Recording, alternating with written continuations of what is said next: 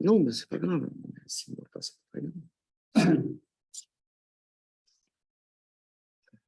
Je mets la... Je le mets ou je ne mets pas ça? Oui. Bonjour à tous, bienvenue à notre 9e conférence organisée par la mission Coteaux Maison Cap de Champagne au patrimoine mondial.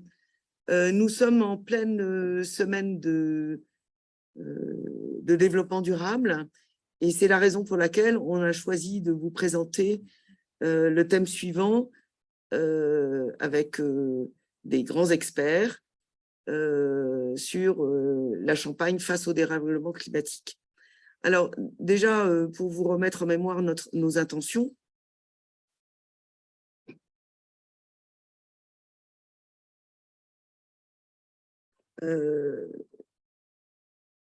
ça marche pas.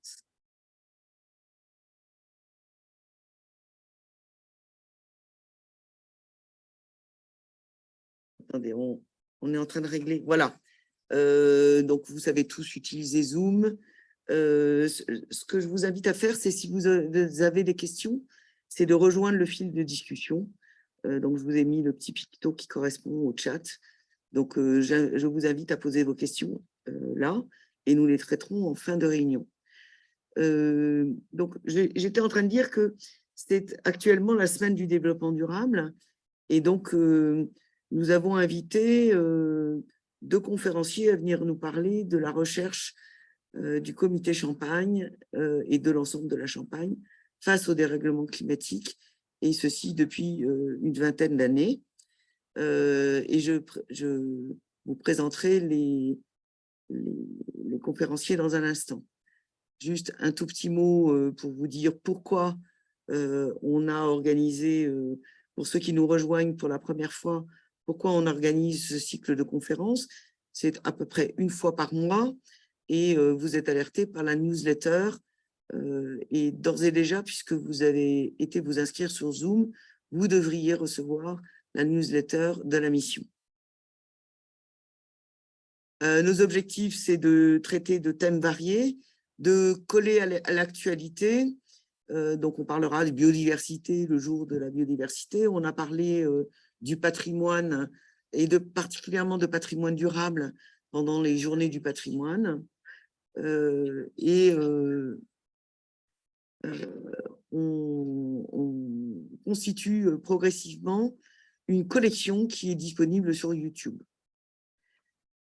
Donc, je vous représenterai cette diapositive qui vous permettra d'aller scanner et nous retrouver sur les réseaux sociaux d'une part, et d'autre part pour rejoindre les conférences. Et donc, cette collection se crée petit à petit. Il y a déjà 9 conférences accessibles. Alors, le thème d'aujourd'hui, c'est donc 20 ans de recherche et d'innovation de la Champagne en réponse au dérèglement climatique.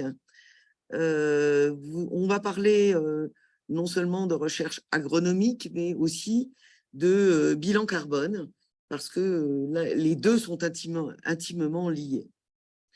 Alors, mes conférenciers d'aujourd'hui sont Dominique Moncomble. Dominique est l'ancien directeur technique et environnement du comité Champagne, et il est aussi, et c'est très important pour nous, membre du conseil scientifique de la mission et travaille dans un de nos groupes de travail qui porte sur l'environnement. Donc, c'est à ce double titre qu'il intervient aujourd'hui. Et il est accompagné par Pierre Naviot. Pierre est responsable du projet développement durable au comité Champagne. Et donc, le comité Champagne est partenaire de cette conférence et nous sommes ravis qu'ils aient accepté d'être partenaires et surtout contributeurs. Je vais passer la chaise et la parole à Dominique qui va vous dérouler un certain nombre de graphiques qui font peur, mais il va essayer de vous rassurer.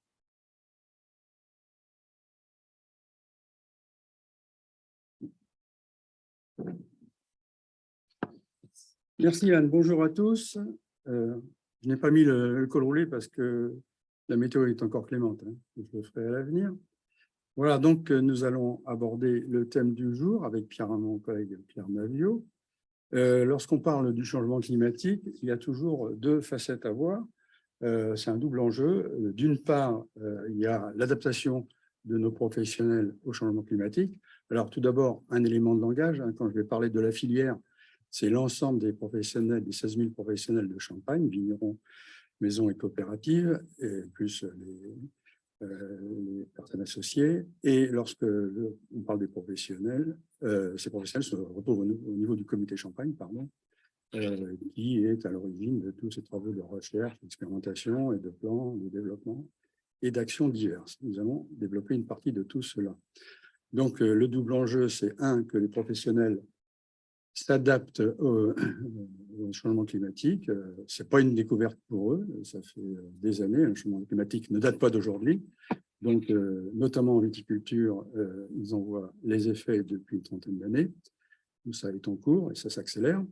Et l'autre enjeu, c'est, à part l'adaptation, c'est le souci pour notre filière de diminuer notre empreinte carbone. Donc, c'est le volet atténuation que présentera Pierre après moi. Alors, première partie, l'adaptation au changement climatique. On va commencer par des choses très simples, une réalité. C'est le changement climatique, c'est d'abord une évolution des températures. Vous voyez, c'est très net depuis 30 ans. On a gagné près d'1,5 degré en Champagne. Ça, c'est le relevé de la station Météo France d'Épernay, tout simplement. Vous remarquerez que toutes les courbes vont être présentées de la même manière. Il y a une très grande variation interannuelle qui est en gris. Et donc, pour y voir plus clair, on fait une moyenne. Chaque point de la courbe rouge, c'est la moyenne des 10 années précédentes, qui fait qu'on a une courbe de tendance, on parle toujours de courbe de tendance en rouge. On a mis une petite flèche au niveau de 1988, là, parce que c'est une inflexion très nette sur tout ce qu'on observe en Champagne, visiblement. Vous voyez que le climat n'a pas trop changé dans les années, jusqu'au milieu des années 80. Et ensuite, il y a un emballement qui est très net. Au niveau de la pluie, bien sûr, on pouvait s'attendre à un peu moins de pluie puisque la température augmente. En fait, il y a plutôt une stabilité de la pluviométrie moyenne autour de 700 mm, au moins sur Épernay. Ceci dit, cela cache quand même peut-être une répartition qui sera différente à l'avenir, avec probablement plus de pluie en hiver et moins en été ou au printemps. Alors, le changement climatique que subissent les vignerons, observent les vignerons, c'est tout d'abord les inconvénients. On va commencer par cela, puis ça finira par les bénéfices. Premier inconvénient, c'est le gel de printemps qui est en nette augmentation. Alors ça, c'est le paradoxe du changement climatique. La température moyenne augmente en Champagne et pourtant l'impact des gelées augmente. Alors c'est tout simple, c'est parce que la vigne, avec des températures plus douces en son début de cycle, qu'on appelle le débourrement, vous voyez un bourgeon au milieu, quand la vigne débourre, elle se trouve exposée plus longtemps à des températures négatives et donc on augmente les risques de gel de printemps. Donc vous voyez les dégâts à différents stades sur les deux photos externes.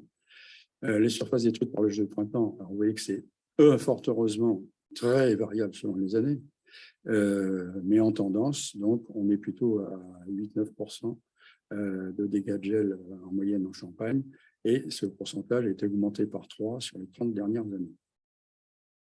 Deuxième inconvénient, c'est la grêle. Là aussi, fort heureusement, ce n'est pas tous les ans, c'est malheureusement pour ceux qui la subissent très localisé. Ça peut arriver à tout moment du cycle de la vigne. Là, nous sommes en plein été. Vous voyez que c'était à l'âgerie. Après le passage d'un orage de grêle, il ne reste plus, pour la vigne, qui est en arrière-plan, plus aucune feuille, plus aucun bourgeon. Donc, c'est une perte de récolte pour l'année et probablement un handicap pour les années suivantes. Les surfaces détruites par la grêle sont plutôt en stabilité, voire en légère diminution. Ça peut être surprenant parce que le commun des mortels, voire même les professionnels, ont l'impression que les événements externes sont plus violents. Et en fait, en termes de grêle, les statistiques ne le confortent pas. Troisième inconvénient au niveau des aléas climatiques, c'est ce qu'on appelle l'échaudage des raisins, le grillage des raisins. Lorsque les raisins sont exposés à de trop fortes températures, en été notamment, ils peuvent subir des dégâts. Alors, ces dégâts prennent différentes formes selon le stade de développement. Vous voyez qu'on peut en avoir en juin, en juillet, en août, en septembre. Et ça, c'est une perte localisée, là aussi, plus ou moins importante selon les années. Et le quatrième inconvénient du changement climatique, c'est le déficit de pluie à certains moments cruciaux de la vigne, notamment au mois de mai, lorsque la vigne a besoin d'eau pour son développement. Là, c'est des sécheresses qui sont très handicapantes pour le développement de la vigne. Et quand on sont à répétition et sur certains secteurs plus séchants, certains sols plus séchants, on peut même en cumuler, avoir une mort des pieds de vigne. Les stress hydriques peuvent se prolonger en cours de saison et lorsqu'on aborde les vendanges, à la veille des vendanges, vous voyez, c'est ce type de dégâts. Et là, c'est un inconvénient pour la poursuite de la maturation des raisins. Je ne vais pas détailler toutes les années de stress hydrique, mais vous voyez qu'elle commence à s'accumuler avec un peu plus de fréquence. Alors, autre catégorie d'inconvénients, c'est le cortège de maladies et parasites de la vigne. Là, on va aller très vite. On va prendre la photo en haut à gauche. Vous avez les maladies classiques comme les vignerons, l'oïdium qui est en recrudescence, le mildiou ensuite à droite qui est en recrudescence. Un problème nouveau, ce sont des sortes de moisissures, pour faire simple, qui affectent le raisin au moment juste avant les vendanges. C'est nouveau, ça c'est depuis 2014-2015. C'est vraiment lié au changement climatique. Et tout à droite, là c'est plus anecdotique, c'est une maladie qui s'appelle le black rot, qui est plus typique de la façade atlantique. Hein. C'est Cognac, Bordeaux qui subit cette maladie. Bon, fort heureusement, en Champagne, c'est encore très anecdotique. Mais ça n'était pas présent avant. En bas à gauche, c'est la pourriture acide. Alors, c'est un inconvénient, c'est ces petites mouches, là, les drosophiles. Le nom, c'est Drosophile Suzuki. C'est nouveau, ça aussi. Et quand elles piquent les grains, à la veille des vendanges, les baies se dégradent et développent un côté vinaigre. D'ailleurs, quand vous vous promenez dans des lignes très attaquées, ça sent le vinaigre en plein nez dès qu'on rentre dans la parcelle. Et en bas à droite, enfin, là, c'est la grande inquiétude des professionnels. Ils appellent ça le phylloxéra du XXIe siècle. C'est la flavescence dorée, donc c'est une maladie à mycoplasme qui est dans le vecteur et la cicadelle, vous voyez à droite. La cicadelle qui était limitée à la région méditerranéenne il y a quelque temps, a depuis une quinzaine d'années bien envahi la Champagne, est remontée progressivement vers le nord et bien chez nous. Elle n'est pas gênante si les pieds ne sont pas malades, puisqu'elle ne pourra pas infecter d'autres pieds. Elle pique un pied malade pour en infecter un autre. Mais il faut faire très attention à l'introduction de matériel sain. Et malheureusement, on a quelques trous dans la raquette et du matériel déjà infecté peut servir de pied de cuve pour l'extension de la maladie. Voilà le cortège de maladies et parasites et on va terminer avec les inconvénients. Alors, on va s'ouvrir un peu avec les bénéfices, parce que les bénéfices sont quand même très intéressants, sachant que les inconvénients, les vignerons se battent pour contrer les inconvénients. Et ils ont les outils encore pour le faire. Au niveau des bénéfices, c'est d'abord tout d'abord au niveau des rendements. Donc là, on a les rendements agronomiques de la Champagne. On a eu toute une époque où les rendements moyennes stagnaient vers 6-7 000 kg de l'hectare. Et à partir des milieu des années 80, encore une fois, vous voyez l'inflexion vers 89, on a une augmentation des rendements. Cette augmentation des rendements, on ne peut pas l'expliquer uniquement avec le progrès technique, que ce soit en matière de protection de la vigne, de sélection des cépages, etc. Il faut trouver d'autres explications. Alors, en creusant, on se rend compte que sur la même période, le nombre de grappes a diminué. Donc, ce n'est pas en mettant plus de grappes qu'on fait plus de rendement. Au contraire, les vignerons taillent moins fort la vigne. Ensuite, le vigno vieillit, donc on a moins de grappes. C'est essentiellement, vous voyez, en gris, là, c'est le poids des grappes sur la même période, qui est passé de 110 grammes à plus de 140 grammes. C'est ça qui explique les 40% d'augmentation de rendement. Alors, pourquoi le poids des grappes augmente? On pourrait penser, c'est parce que les vignerons nourrissent, s'occupent mieux de la vigne. Et bien, pas du tout, puisque sur la même période, les produits phytosanitaires ont diminué de 50% et les fertilisants, notamment les bases d'azote, ont diminué de 50%. Donc, ce n'est pas la raison de l'augmentation du poids des grappes. 3 raisons probables, c'est les hypothèses que l'on fait. La première, c'est que avec l'augmentation des concentrations en gaz carbonique dans l'atmosphère, on sait que le gaz carbonique, sous réserve de certaines teneurs, pour l'instant, est très favorable à une photosynthèse. Et donc, on a une amélioration du moteur photosynthétique. Donc, la vigne fonctionne mieux pour faire des hydrates de carbone. Donc, ça, c'est tout bénéfice. Ensuite, ce qui a longtemps pénalisé la viticulture et les rendements en Champagne, jusqu'au milieu des années 80, c'était des années catastrophiques. On a fait figurer quelques-unes, où le poids des grappes était très faible, parce qu'au moment de la floraison, mai-juin, si les conditions climatiques ne sont pas favorables à la floraison, on peut avoir une catastrophe. Alors, une grappe en floraison, pour ceux qui n'ont jamais vu, c'est en bas à gauche.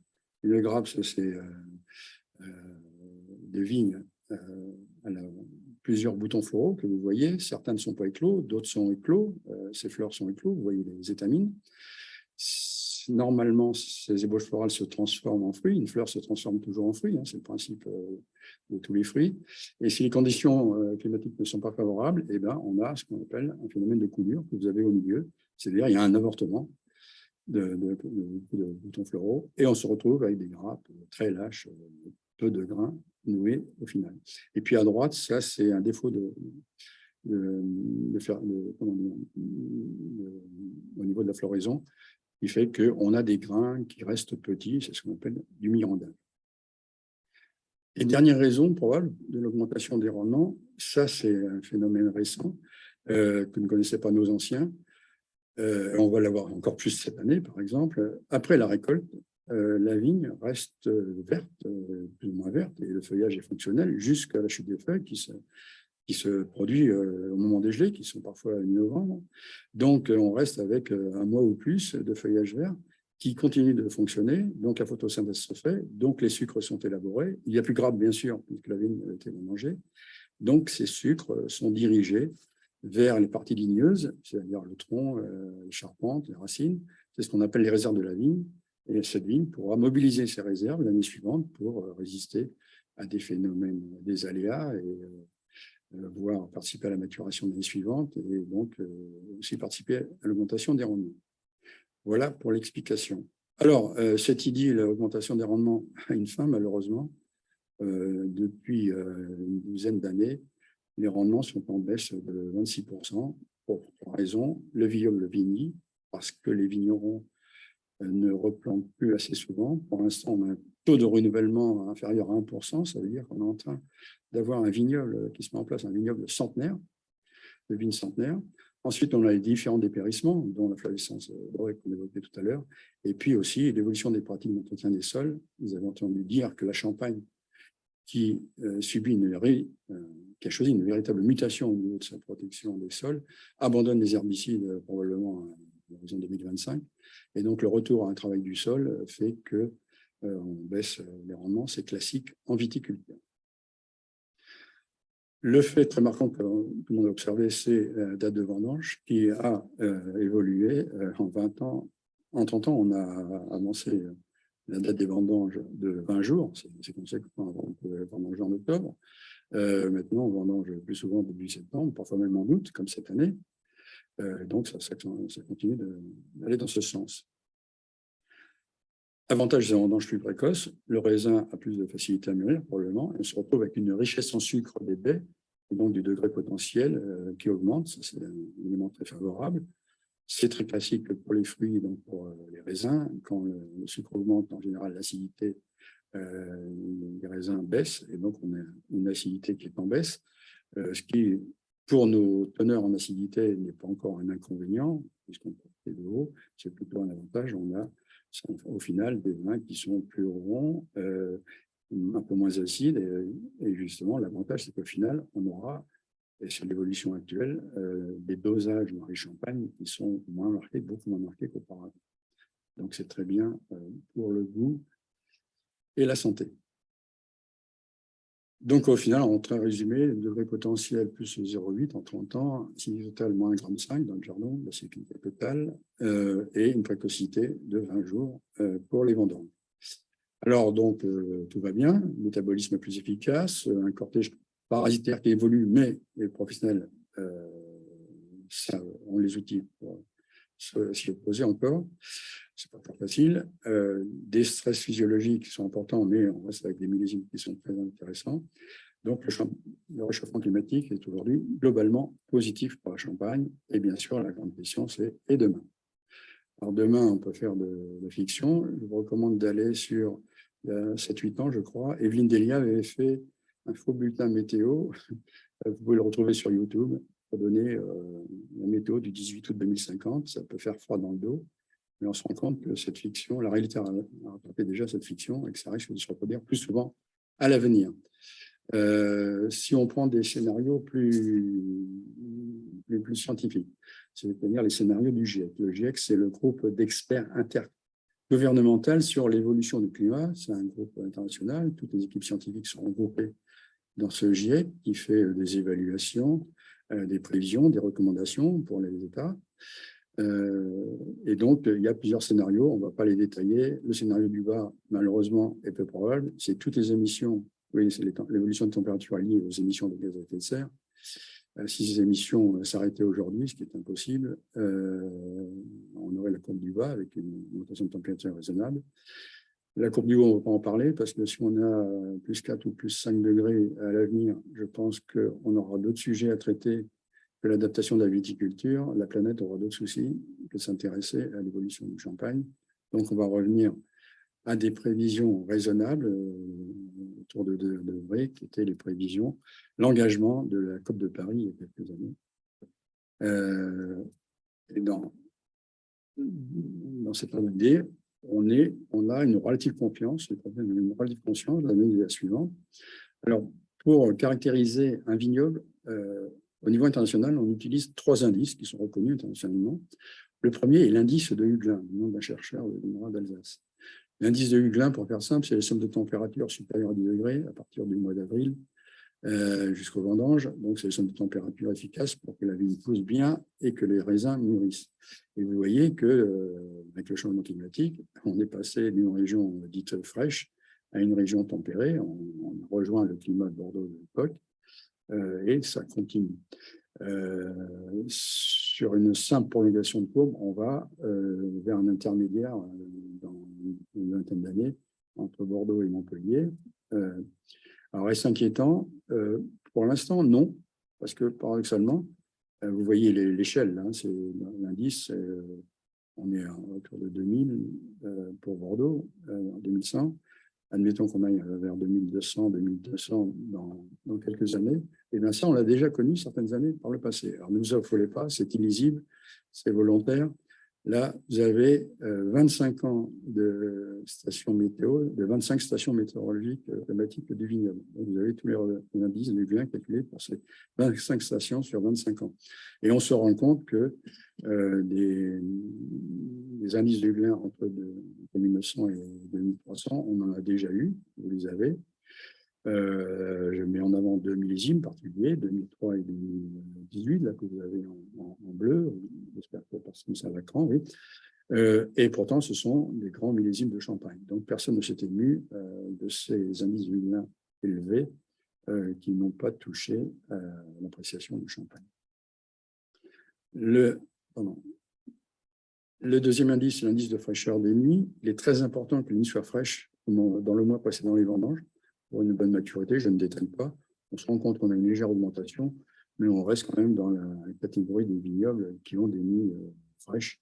Donc, pas de souci à ce niveau-là. Et le troisième indice, qui est l'indice de sécheresse, il est bien sûr aux précipitations. Là, on va avoir un indice qui est en diminution, mais là aussi, aucune inquiétude pour l'instant sur l'indice moyen. On sait, par contre, et on a déjà encore vécu cette année, que parfois, il peut y avoir des sécheresses momentanées à certains moments de la saison qui sont embêtants. Une grande question, alors, avec ce changement climatique, est-ce que nos vins ont changé? Oui, nos vins ont changé, on ne s'en rend pas compte, mais de toute façon, la typicité de la Champagne change depuis la nuit des temps, et sur les 30 dernières années, elle a changé. Et pourtant, on a toujours une typicité Champagne. Et la meilleure preuve, c'est l'analyse communauté Champagne, avec ses labos d'analyse, c'est analyser avec un savoir-faire propre tous les mousseux du monde et différencier à 95% à coup sûr presque donc un champagne de tout mousseux qui soit fait même à proximité avec la même méthode traditionnelle et les mêmes cépages. Donc on a bien une typicité champagne qui perdure dans le temps. C'est donc un impact de nos terroirs qu'on ne sait pas tout à fait expliquer, mais qui reste prégnant malgré le changement climatique. Là, j'ai des choses qui ont changé importantes. Mince. Aïe. Puisque là, maintenant, nous allons aborder quels sont les plus importants, les actions que mènent le comité Champagne et les vignerons, la filière, pour s'adapter. On va rétablir la diapo. C'est celle-là.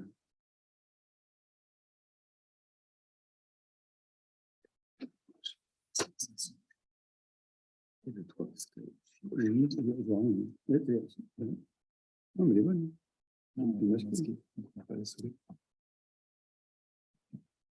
C'est bon. Allez, on va toucher. Voilà. Donc, pour les. On se remet à court terme, donc pour les 20-30 prochaines années, il y a une relative confiance chez nos professionnels et chez les techniciens scientifiques. On peut s'adapter. On a dans derrière une boîte à outils qui nous permet de nous adapter à un réchauffement climatique raisonnable jusqu'à 2 degrés. On a 4 leviers majeurs. D'abord, le matériel végétal, les vignes. On a plusieurs variétés en Champagne, plusieurs cépages, 3 principaux, vous les connaissez, Pinot Noir, Chardonnay et Meunier. On a 4 secondaires, Pinot Gris, Pinot Blanc, Arbanne et Petit Millier, qu'on pourra peut-être déployer, qui sont plus adaptés à l'avenir. Et à l'intérieur de chaque cépage, il y a une grande diversité d'individus qu'on appelle clones. Et là aussi, on peut piocher pour sélectionner les individus qui seront plus adaptés au changement climatique. L'autre partie d'un plan de vigne, c'est le porte-greffe qui supporte le cépage. Et là aussi, on a une diversité de cépages, une offre phénoménale dans le monde. En Champagne, on a opté pour un cépage, un porte-greffe qui est le 41B, qui est trop majoritaire. À l'avenir, on aura un redéploiement des porte-greffes plus adaptés pour le changement climatique. Et puis, s'il le faut, il faudra créer une variété. Ça, on va y revenir tout à l'heure. Le deuxième levier, c'est le mode de conduite de la vigne. On sait qu'on revient au travail du sol, comme je disais tout à l'heure, abandon des herbicides. Et dès qu'on retravaille le sol, on augmente l'acidité des raisins, par exemple. Donc ça, c'est très favorable. On augmente aussi la pénétration des pluies, etc. Donc, c'est favorable. Le rapport fruits, c'est dans notre jargon. Si on met si on a un peu moins de rendement, un peu moins de fruits, donc un peu moins de feuilles, donc moins de transpiration de la vigne. Donc, c'est bon pour le changement climatique également. Et puis, les vignes semi-larges, je ferai un petit focus tout à l'heure.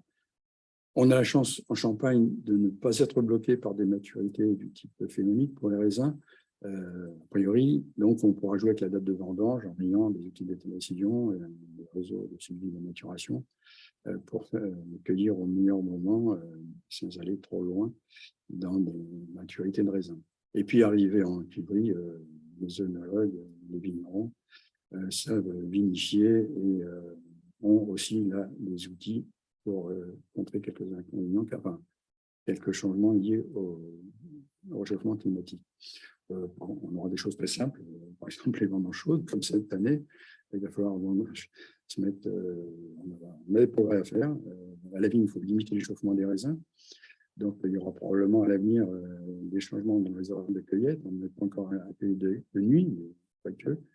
Techniquement, c'est recommandé. Socialement, ce sera le problème. Optimiser les circuits pour qu'il y ait moins d'attente dans les vignes, pas laisser les classes en plein soleil, c'est du bon sens.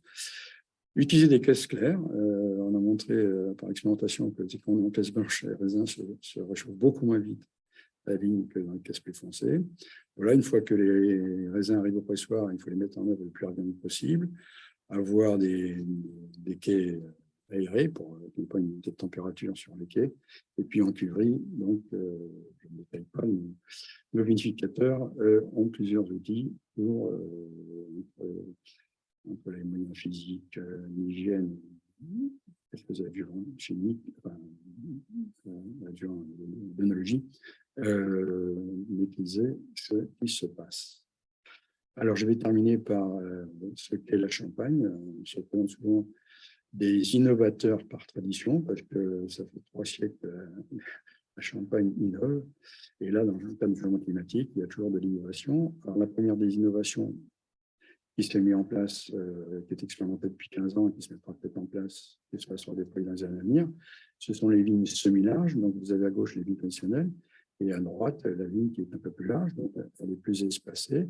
et plus haute, de façon à garder la même surface fournière à l'hectare.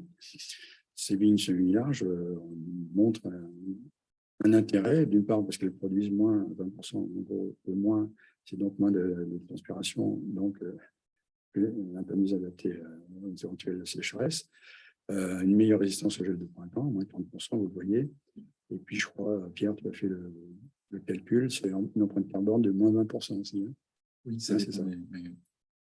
Donc, un système d'avenir qui sera proposé au choix aux viticulteurs qui voudront bien l'utiliser. Et au passage, vous voyez l'herbe au milieu, ça c'est le futur paysage généralisé de la Champagne, une gestion de l'intervent beaucoup plus facile et une maîtrise de l'environnement plus facile, avec des passages d'engins qui ne sont plus des enjambeurs, donc des tracteurs interrants beaucoup plus légers, moins de tassement de sol, moins de consommation d'énergie, etc. Vous voyez que tout s'enchaîne.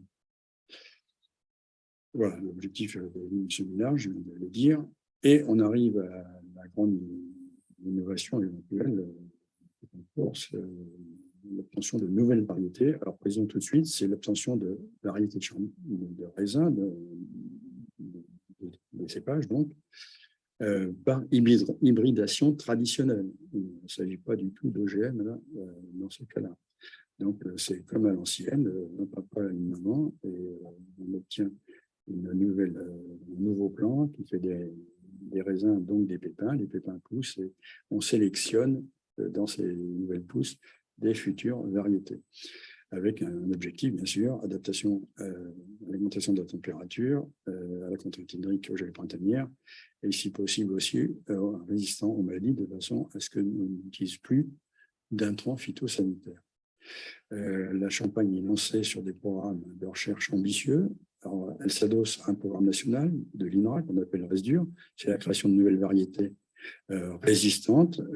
Déjà dans ce catalogue qui est en place, une variété, le Votis, peut nous intéresser, donc elle va intégrer le cahier des charges. Mais à plus long terme, ce que l'on souhaite, c'est recroiser ces variétés nationales par nos cépages emblématiques locaux, Chardonnay, Pinot Noir, Meunier, de façon à avoir une descendance suivante encore plus proche de la typicité de nos cépages et les premiers résultats, que c'est en cours, les premières observations sont encourageantes et on attend nos premières variétés pour 2030. On vous invite tous d'ores et déjà à venir les déguster. J'espère être là pour vous accompagner. Voilà pour l'adaptation et on va aborder le deuxième point très intéressant de l'atténuation de l'empreinte carbone. Pierre, tu prends ma place. Merci Dominique.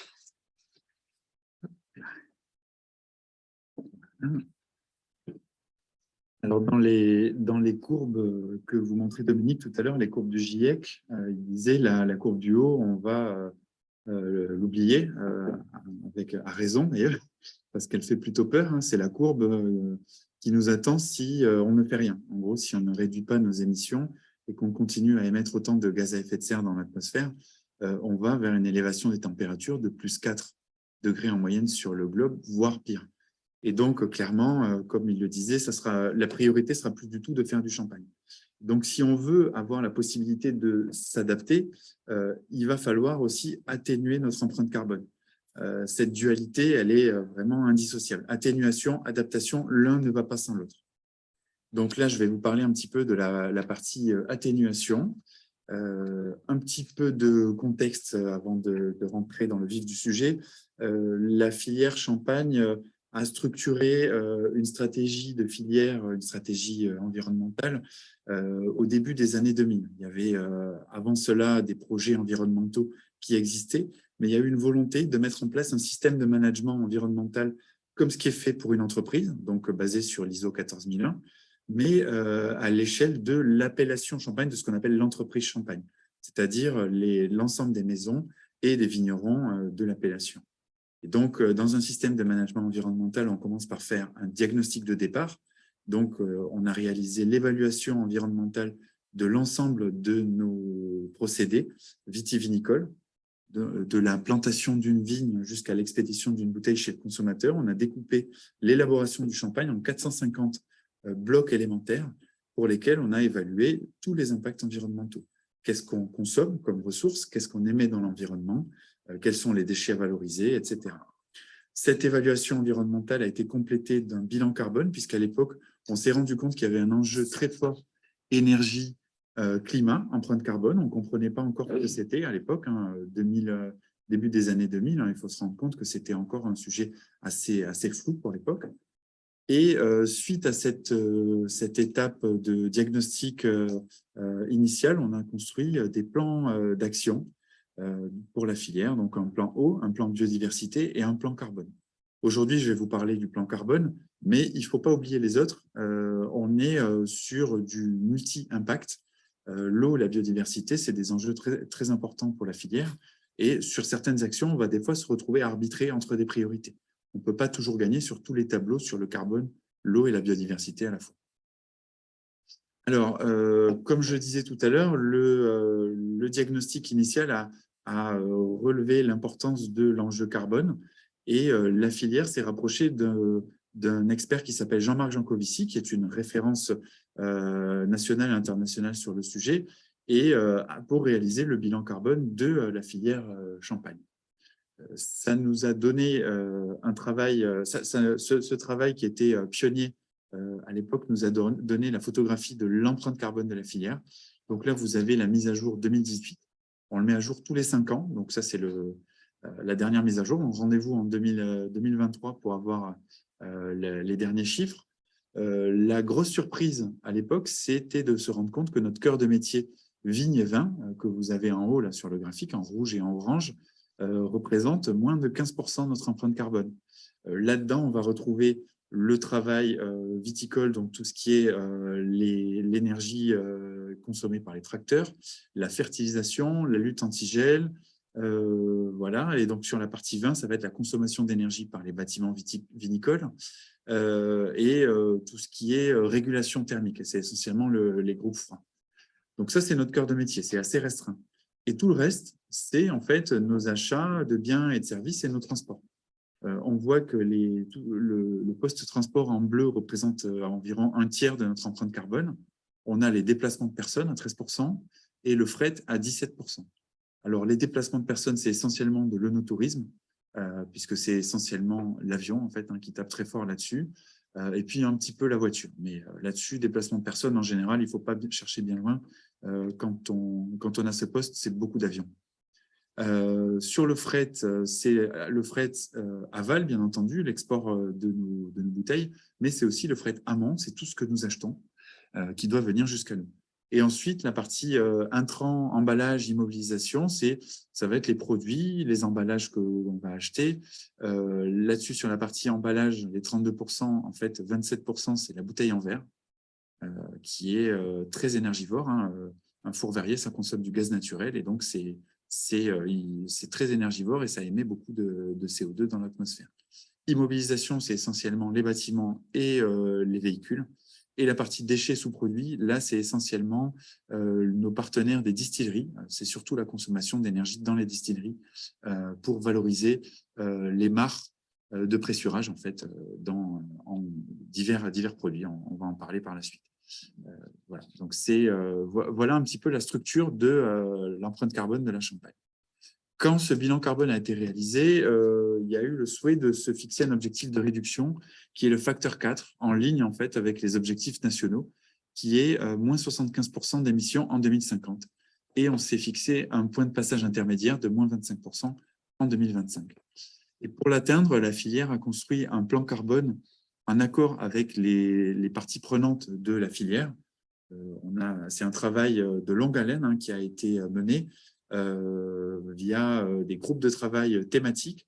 On a construit ce plan carbone qui regroupe 90 actions dans 6 thématiques. Et donc, dans chacune des thématiques, on a associé les principaux experts, les principales parties prenantes du sujet.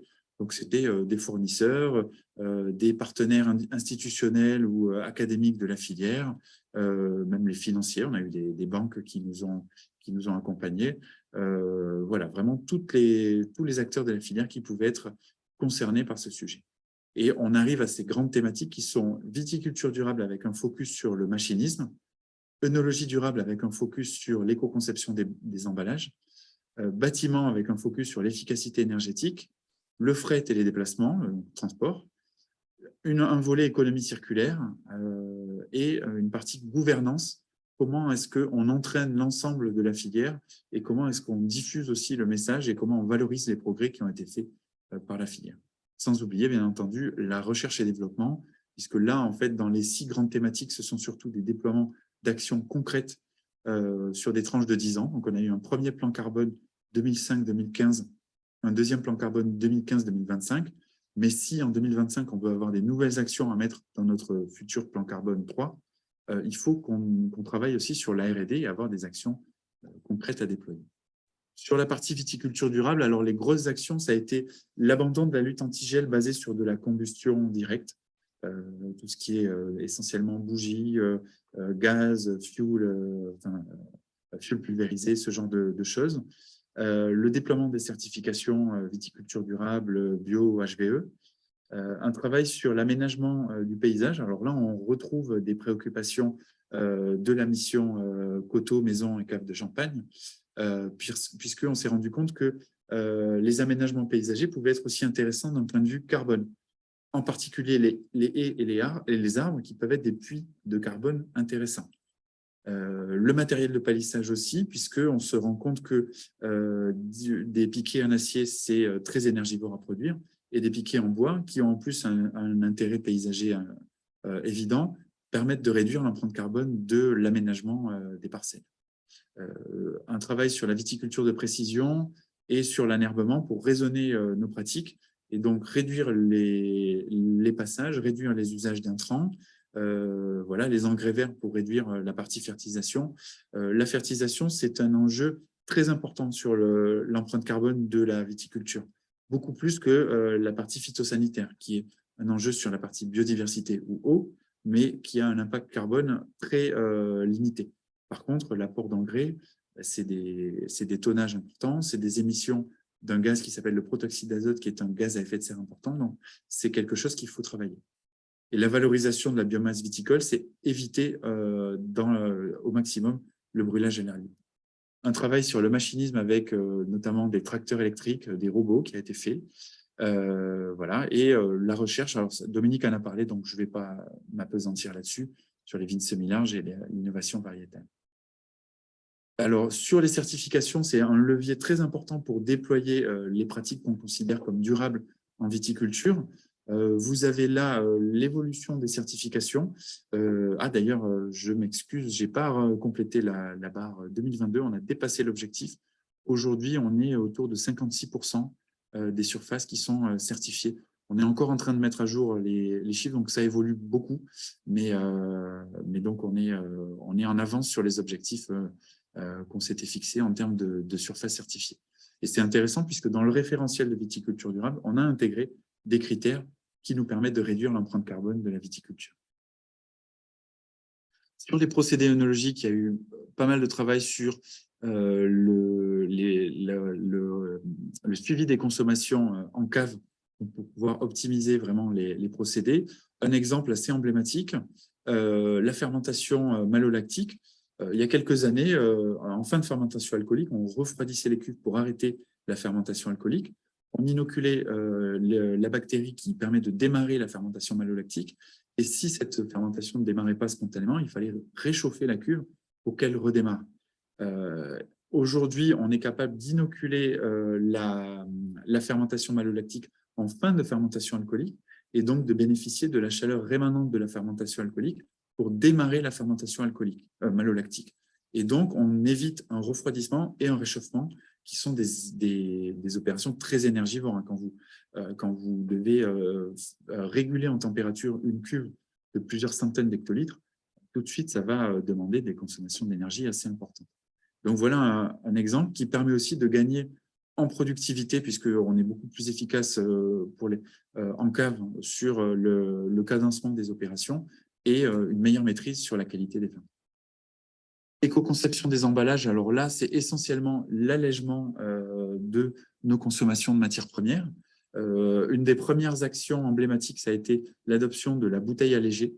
Donc aujourd'hui, la bouteille standard champenoise est une bouteille allégée. On est passé de 900 grammes à 835 grammes. Alors ça paraît peu, mais en fait, on est aussi limité par la pression qui est à l'intérieur, qui est une pression de 6 bars. Donc, on ne peut pas faire n'importe quoi, on ne peut pas alléger sans s'assurer que derrière, il y a une tenue à la pression, et puis multiplié par 310 millions de bouteilles, vous voyez que ça commence à représenter un tonnage de verre assez conséquent. De la même façon, sur les cartons, on s'est rendu compte que juste en regardant, alors là, on est sur de l'éco-conception ou des achats responsables, juste en regardant sur le catalogue des fournisseurs la caisse carton la plus légère et la caisse carton la plus lourde, on avait un facteur 3. Donc, simplement en étant intelligent dans ses achats, on peut diviser par 3 sa consommation de carton. Ça, c'est quelque chose d'assez facile à faire et qui permet de réduire l'empreinte carbone significativement. Sur le verre, le taux de calcin est aussi très important, c'est-à-dire le taux de verre recyclé qui rentre dans la composition du verre. Et c'est pourquoi on conseille plutôt l'utilisation de verre sombre, verre vert, verre brun, voilà, qui vont avoir une empreinte carbone inférieure. On a travaillé aussi avec les verriers sur des projets de R&D sur leur mix énergétique, c'est-à-dire est-ce qu'on pourrait valoriser le bois de vigne de taille ou dans le four verrier.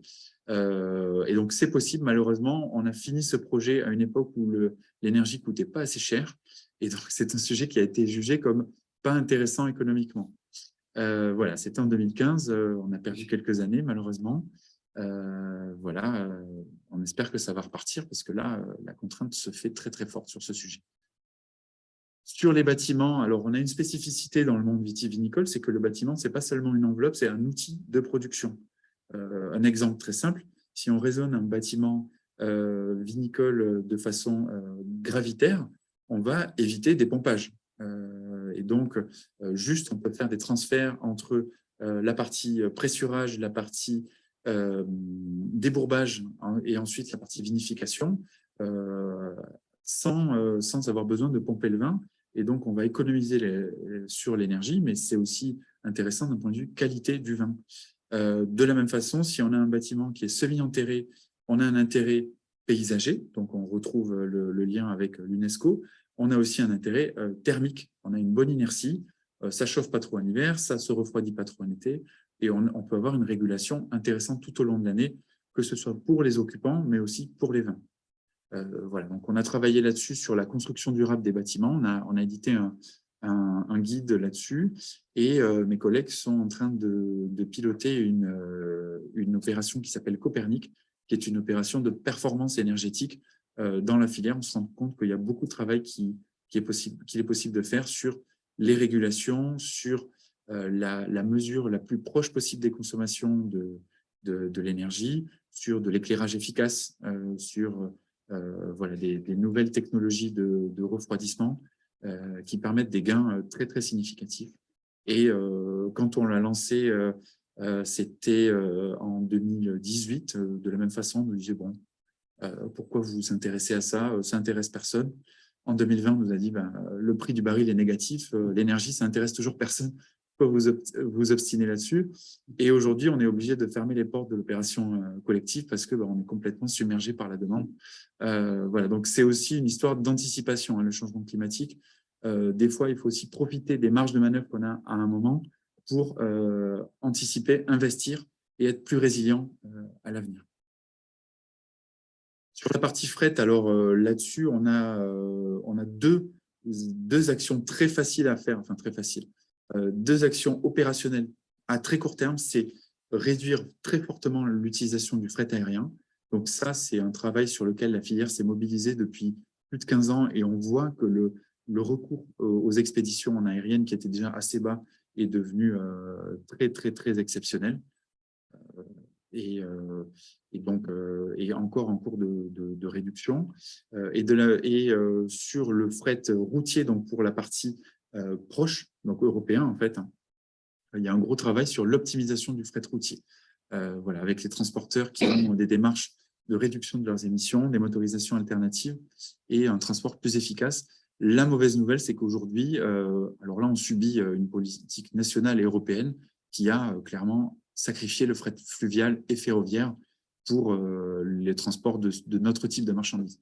Ça marche pour le vrac, mais pour un export de champagne, aujourd'hui, ce n'est pas du tout adapté. On n'a pas du tout d'acteurs en face qui nous permettent de trouver des alternatives à la route qui sont intéressantes.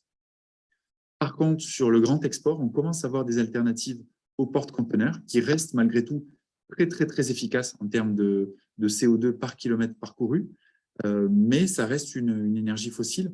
Et donc, on a travaillé avec des entreprises qui développent du cargo à la voile. Voilà, donc on a fait les photos du haut, c'est une opération pilote qu'on a fait donc avec une goélette. Alors là, c'était vraiment de l'épicerie, hein, on parle une douzaine de palettes qu'on a envoyées au Canada.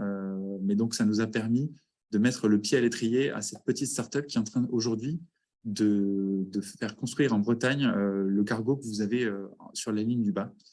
Donc voilà, ils viennent juste de lancer le chantier naval, donc on espère le voir sur les flots l'an prochain, en tout cas le plus vite possible.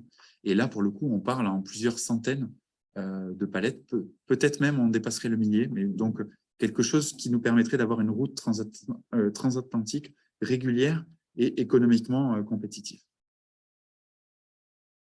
Sur l'économie circulaire, on essaie de passer d'une économie linéaire à une économie donc, circulaire, hein, où on boucle les boucles. Un exemple assez emblématique, historique, hein, la Champagne fait de l'économie circulaire sans le savoir depuis plus d'un siècle, c'est la valorisation des mares en distillerie qui aujourd'hui sont valorisées dans de l'alcool de bouche, dans des alcools industriels, c'est-à-dire du bioéthanol pour la carburation. Avec les pépins de raisin, on va extraire des polyphénols pour la cosmétique, de l'huile de pépins de raisin, de l'alimentation animale, donc des tourteaux pour l'alimentation animale. On arrive aussi à valoriser de l'acide tartrique, et puis les vinasses ensuite qui partent en engrais, par exemple. Voilà, donc rien n'est perdu dans ce qui pourrait être considéré par la filière comme un déchet.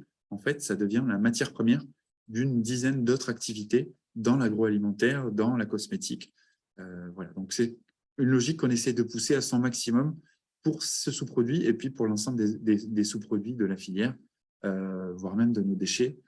Dernier exemple en date, la valorisation des dorsales d'étiquettes, qui était un déchet incinéré jusqu'ici et qui est recyclé aujourd'hui. De la même façon, un exemple assez emblématique, le carbone de la vigne. Alors aujourd'hui, on est sur un cycle neutre, c'est-à-dire que ce qui est émis, ce qui est capté par la vigne, en fait, par la photosynthèse, est réémis lors de sa respiration, lors de la fermentation du raisin et lors de la dégradation de la biomasse, que ce soit par la dégradation ou le brûlage du bois de taille et des souches. Et en fait, on se rend compte que si on arrive à capter le CO2 issu des fermentations et à valoriser notre bois de taille, que ce soit par un retour au sol, ce qui est fait aujourd'hui pour les sarments à 90%, ou par une valorisation énergétique, la vigne pourrait devenir un puits de carbone. Voilà, donc la partie bois est plutôt bien avancée, la partie fermentation, c'est encore très prospectif, mais on a des projets de R&D là-dessus qui nous permettent d'être prudemment optimistes pour le long terme. Voilà, il y a des pistes intéressantes. Et puis, bien entendu, toujours se poser des questions sur ce qu'on va acheter.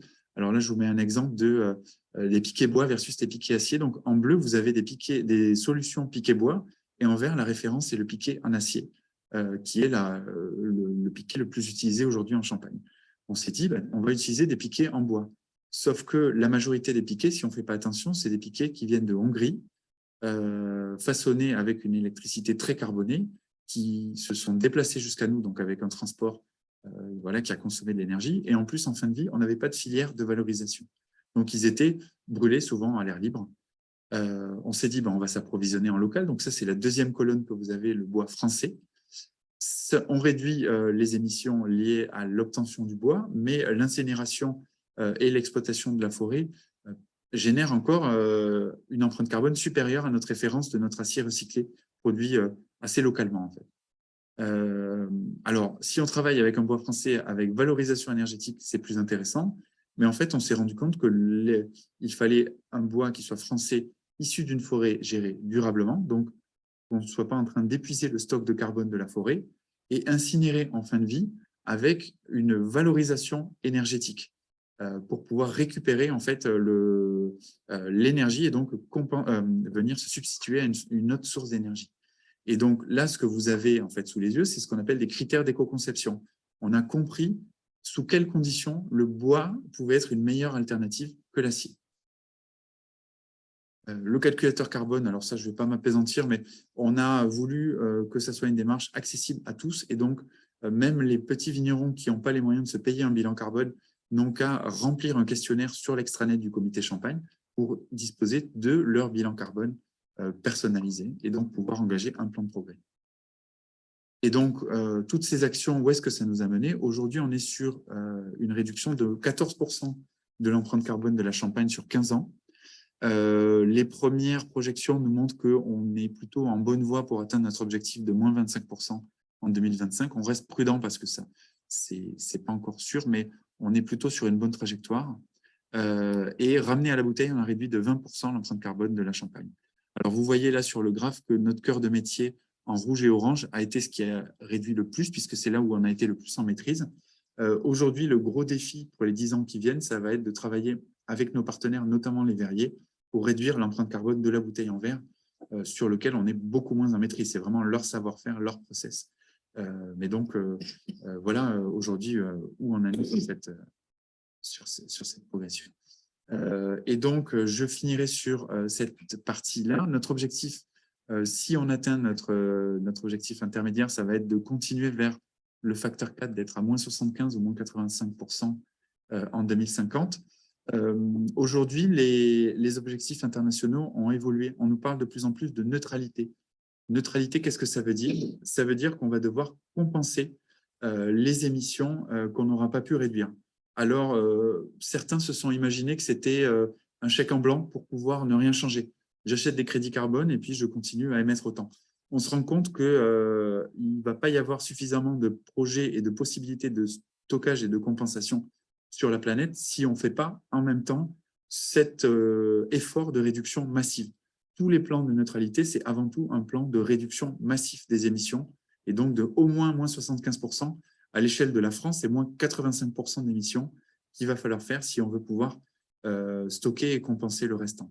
Donc là, nous, nos estimations, qui sont des estimations encore assez prudentes, prudemment optimistes, on pourrait stocker dans le périmètre champenois 7% de nos émissions en replantant des haies, en plantant des arbres, en travaillant avec les forestiers.